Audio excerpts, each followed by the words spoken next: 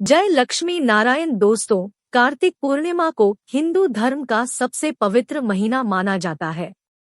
यूं तो पूर्णिमा प्रत्येक मास के शुक्ल पक्ष का 15वां दिन होता है, लेकिन कार्तिक मास की पूर्णिमा का बहुत ही महत्व माना गया है। इस दिन हिंदू धर्म में गंगा स्नान की भी परंपरा है। गंगा स्नान करने के पश्चात सूर्य देव को अर्घ्य अवश्य देना चाहिए। मानते हैं कि ऐसा करने से मनुष्य को अपने किए गए पापों से मुक्ति प्राप्त होती है।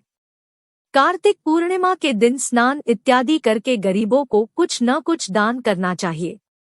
ऐसा करने से उसका 1000 गुना फल प्राप्त होता है। इस दिन बहुत सारे लोग व्रत भी करते हैं। व्रत का संकल्प लिया जाता है और फलाहार किया जाता है। इस दिन भगवान विष्णु और मां लक्ष्मी की पूजा की जाती है। कई जगहों पर भगवान श्री कृष्ण के विग्रह की पूजा की जाती है। इस विशेष दिवस पर भगवान शिव की भी पूजा करने का विधान है, क्योंकि उन्होंने आज के दिन ही तारकासुर नामक राक्षस का वध किया था। इस दिन सूखे मेवों का प्रयोग करना बहुत अच्छा होता है। फलाहार में सिंघाड़ा इत्यादि लेना चाहिए। कई घरों में इस दिन आटे का मीठा चूर्ण भी बनाकर प्रसाद चढ़ाते हैं। चावल या मखाने की खीर का भी प्रसाद चढ़ाते हैं। कई घरों में बिना लहसुन प्याज का साधारण भोजन भी बनाकर खाते हैं। कार्तिक के महीने में उड़द, मूंग, मसूर, चना, मटर, राई खाना भी वर्जित बताया गया है। कार्तिक मास के पवित्र महीने में मांसाहार का सेवन नहीं करना चाहिए। कहा जाता है कि कार्तिक माह में भगवान विष्णु पानी में रहते हैं। कार्तिक पूर्णिमा व्रत कथा। एक पौराणिक कथा के अनुसार तारकासुर नामक एक राक्षस था। उसके 3 पुत्र थे, तारकक्ष, कमलाक्ष और विद्युन्माली। तारकासुर बहुत ही बलवान था। उसने धरती व स्वर्ग पर अपना आतंक मचा रखा था, जिससे परेशान होकर देवताओं ने भगवान शिव से उसका अंत करने के लिए प्रार्थना की। उनकी प्रार्थना सुनकर भगवान शिव ने तारकासुर का वध किया। इससे देवता बड़े प्रसन्न हुए। उसके 3 पुत्रों को यह सुनकर बड़ा दुख हुआ और उन्होंने इसका बदला लेने के लिए ब्रह्मा जी की घोर तपस्या की।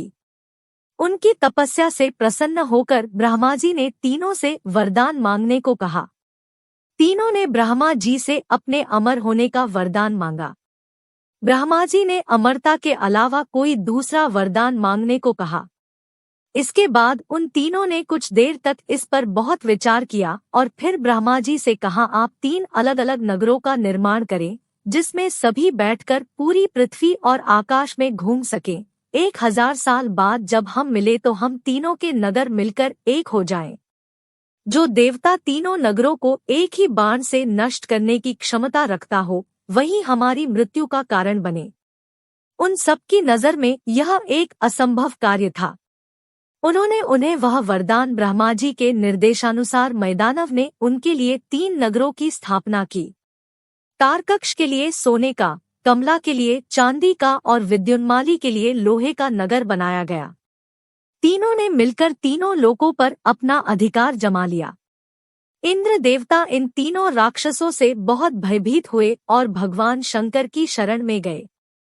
इंद्र की बात सुनकर भगवान शिव ने इन दानवों का नाश करने के लिए एक दिव्य रथ का निर्माण किया। इस दिव्य रथ की हर एक चीज देवताओं से बनवाई गई थी। चंद्रमा और सूर्य से पहिए बने। इंद्र, वरुण, यम और कुबेर रथ के 4 घोड़े बने। हिमालय धनुष बने और शेषनाग प्रत्यंचा बने। भगवान शिव खुद बाण बने और बाण की नोक अग्निदेव स्वयं बने। इस दिव्य रथ पर भगवान शिव स्वयं सवार हुए। देवताओं से बने इस रथ और तीनों भाइयों के बीच भयंकर युद्ध हुआ। युद्ध करते समय प्रभु लीला से एक ऐसा समय आया जब तीनों रथ एक ही सीध में आ गए। जैसे ही ये तीनों रथ एक सीध में आए, उसी समय भगवान शिव ने अपने बाण छोड़े और तीनों का नाश कर दिया। इसी वध के बाद भगवान शिव को त्रिपुरारी कहा जाने लगा था। जो भी हमारे चैनल को सब्सक्राइब करके कमेंट बॉक्स में जय लक्ष्मी नारायण लिखेगा, उसकी सभी मनोकामनाएं पूरी होगी।